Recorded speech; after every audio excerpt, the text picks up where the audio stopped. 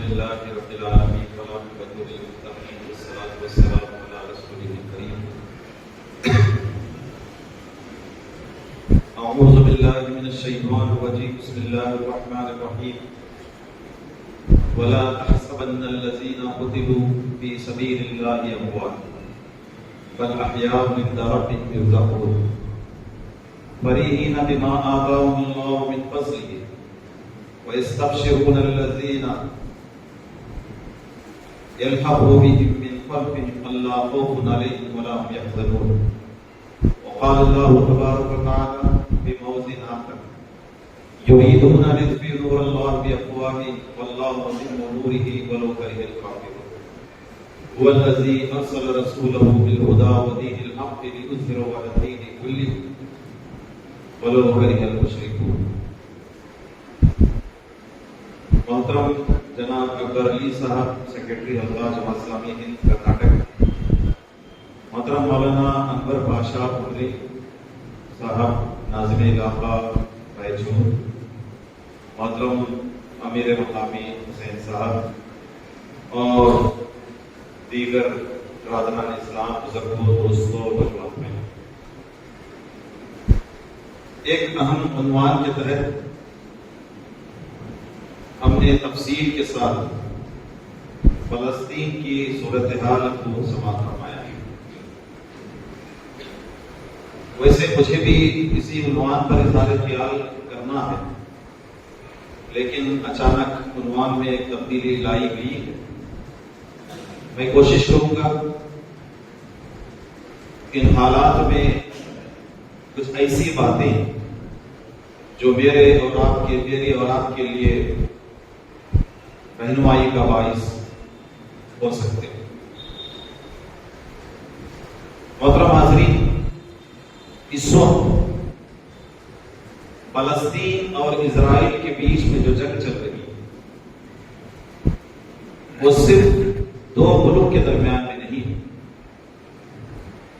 بلکہ دو نظریات کے بیچ میں ہے۔ ایک اسلامی نظریہ اور دوسرا شرک، کفر اور الحاد پر مبنی ایک نظریہ ہے، اور یہ دو نظریات پر ہمیشہ سے انسانی تاریخ کے اندر کشمکش رہی ہے۔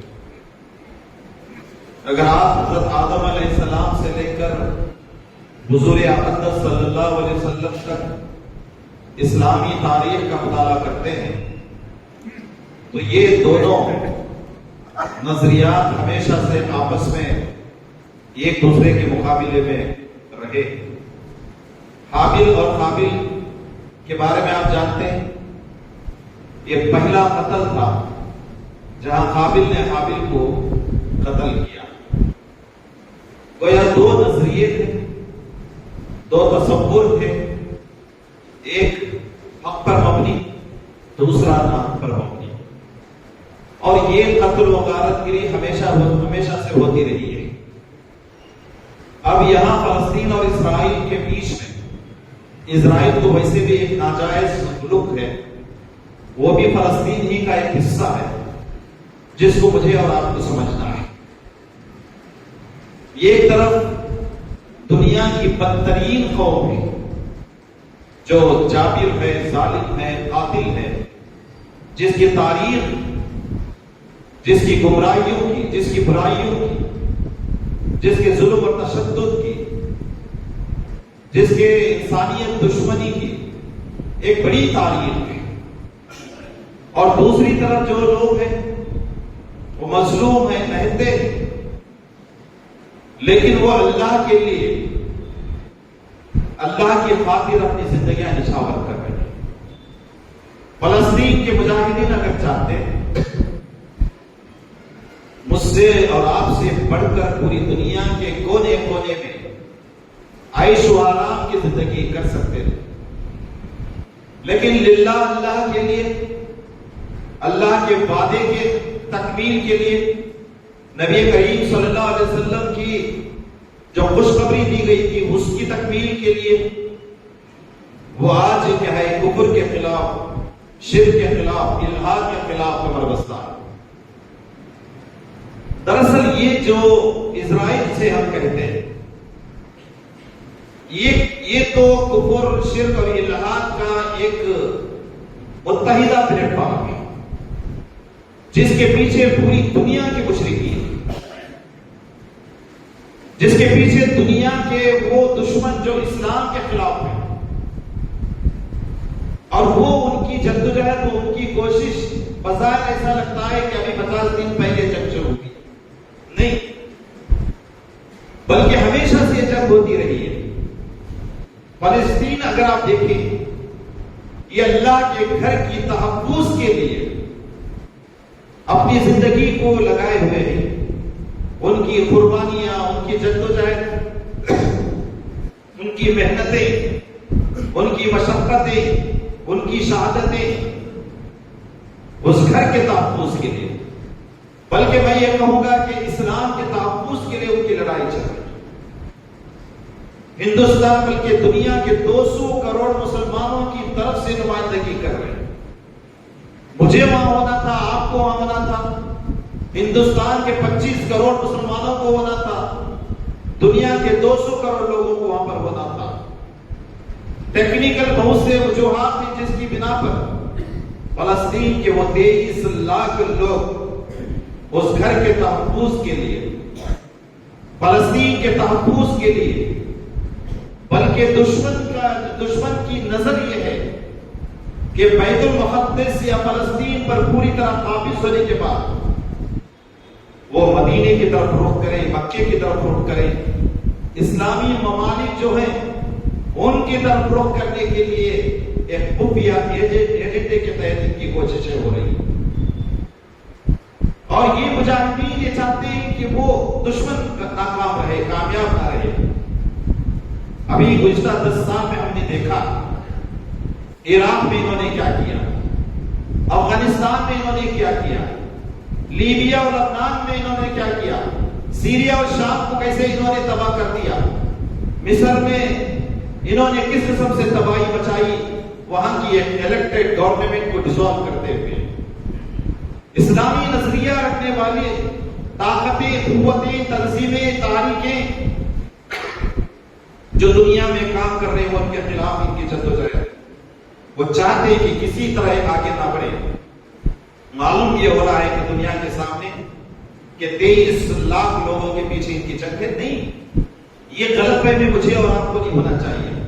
ये चाहते हैं कि इस्लाम को चाहे जमीन से नीज़ को नाबूद करें, सब पे हस्ती से मिटाएं, अल्लाह के दीन पर ये गालिब आना चाहते हैं, मगर ये नहीं हो सकता।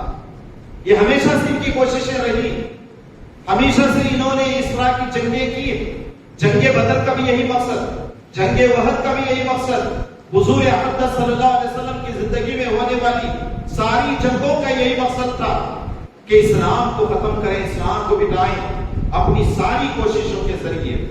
और उसके लिए सारी, अगर आप देखें, चाहे वो मीडिया जिस किस्म से रोल अदा कर रहा है, उससे मैं और आप समझ सकते हैं कि ये सारी मिली भगत है और ये चाहते हैं कि किसी तरह इस्लाम मिट जाए।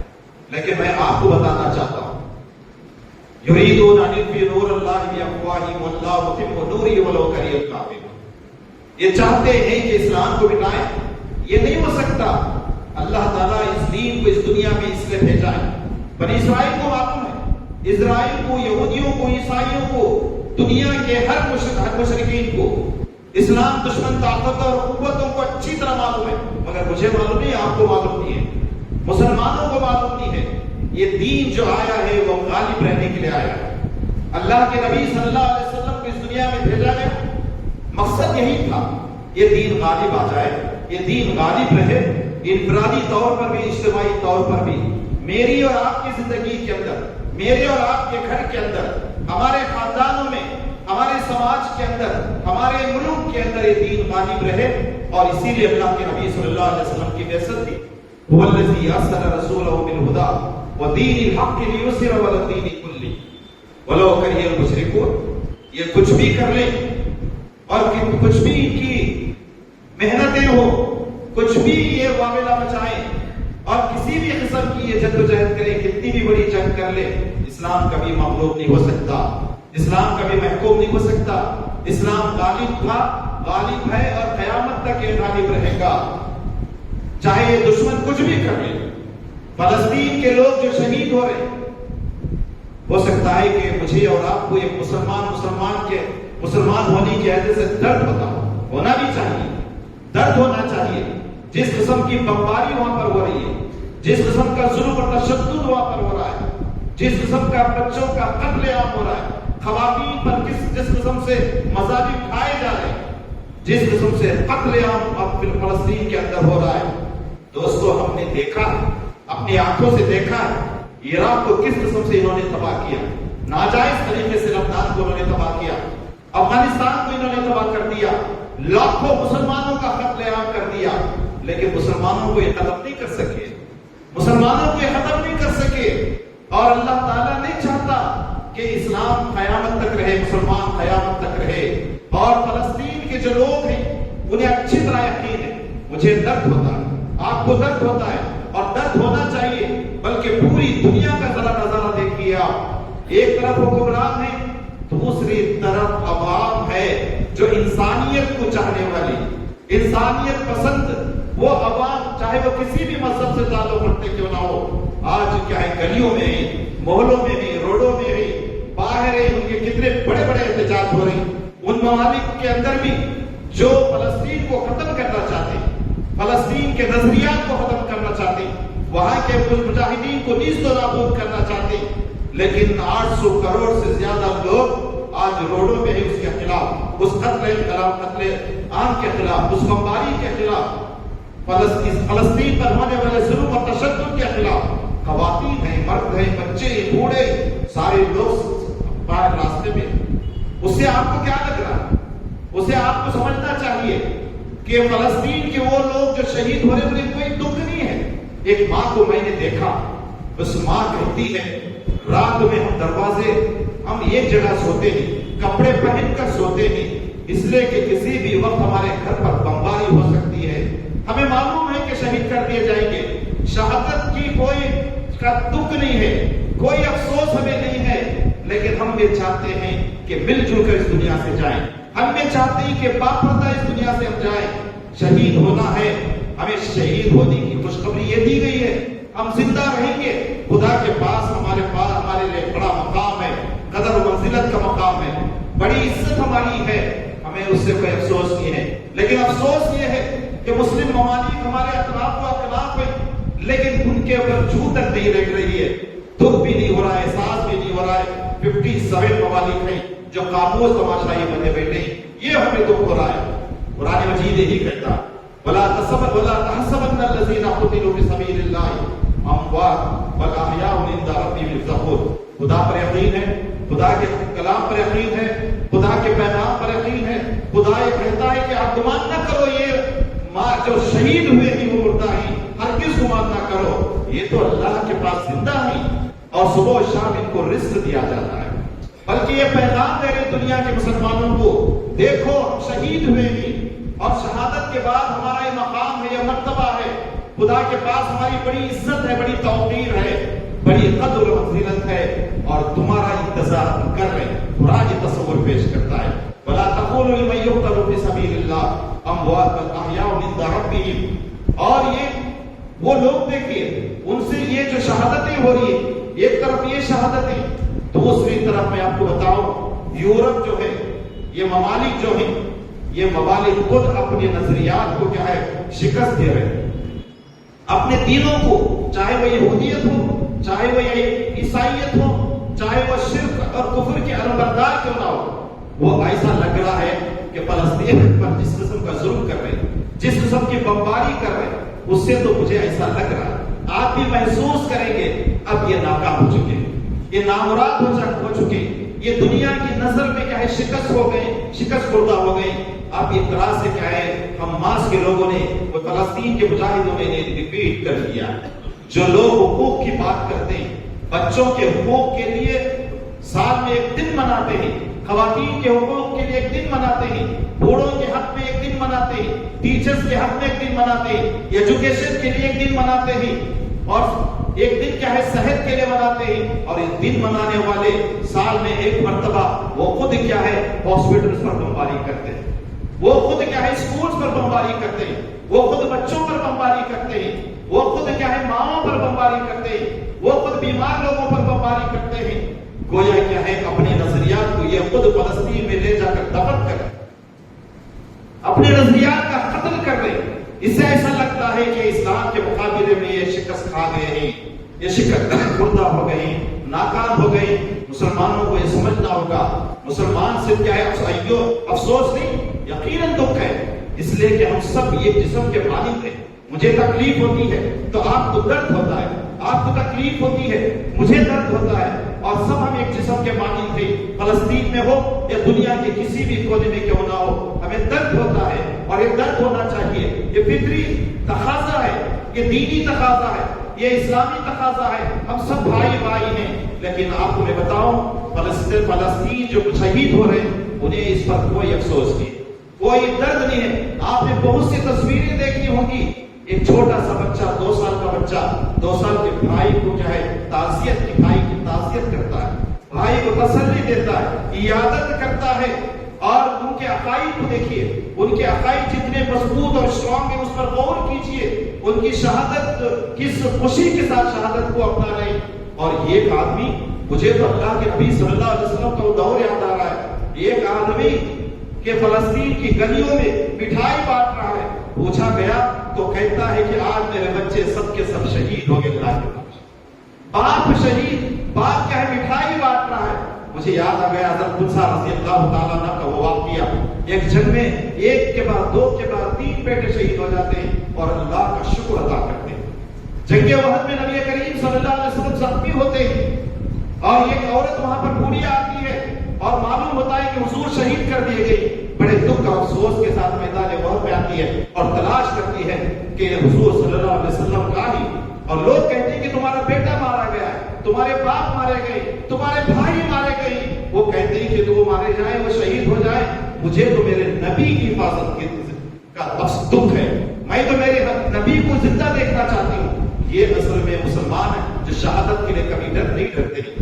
اسرائیل کو معلوم ہونا چاہیے، دنیا کے دشمنوں کو معلوم ہونا چاہیے، آپ 25,000 مارے یا اور کچھ مار لیں، اگر تمہارے اندر انسانیت نہیں ہے، تمہارے اندر شرافت نہیں ہے، انسانوں سے تمہیں محبت نہیں ہے اسرائیل کو، اور دشمنوں کو اگر محبت نہیں ہے تو آپ بمباری کر لو، نقصان کچھ بھی نہیں ہو سکتا ہے کہ شہید ہو رہے اس دنیا کے اندر وہ اپنی موت کیا ہے وہ اپنی جو زندگی تھی وہ ختم کر کے اللہ کے پاس جائیں گے، لیکن وہ کامیاب رہیں گے، وہ تو اللہ کے پاس کامیاب، اور وہاں شہادت تو ایسا اونچا مقام ہے۔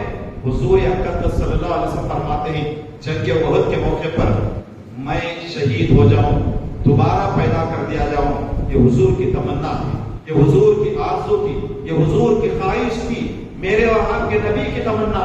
میں چاہتا ہوں کہ میں شہید ہو جاؤں، دوبارہ زندہ ہو جاؤں، میں شہید ہو جاؤں، دوبارہ زندہ ہو جاؤں، اور شہید کر دیا جاؤں اور زندہ ہو جاؤں۔ یہ حضور کی تمنا تھی، میری اور آپ کی تمنا بھی یہی ہے، 200 کروڑ مسلمانوں کی تمنا یہی ہے۔ کم سے کم اس وقت مجھے اور آپ کو یہی آرزو اپنے اندر پیدا کرنا ہے، اپنی خواتین کے اندر یہ آرزو پیدا کرنا ہے، بچوں کے اندر پیدا کرنا ہے۔ نبی کریم صلی اللہ علیہ وسلم فرماتے وہ مومن نہیں ہو سکتا جس کے اندر شہادت کی تمنا نہ ہو، شہادت کی آرزو نہ ہو۔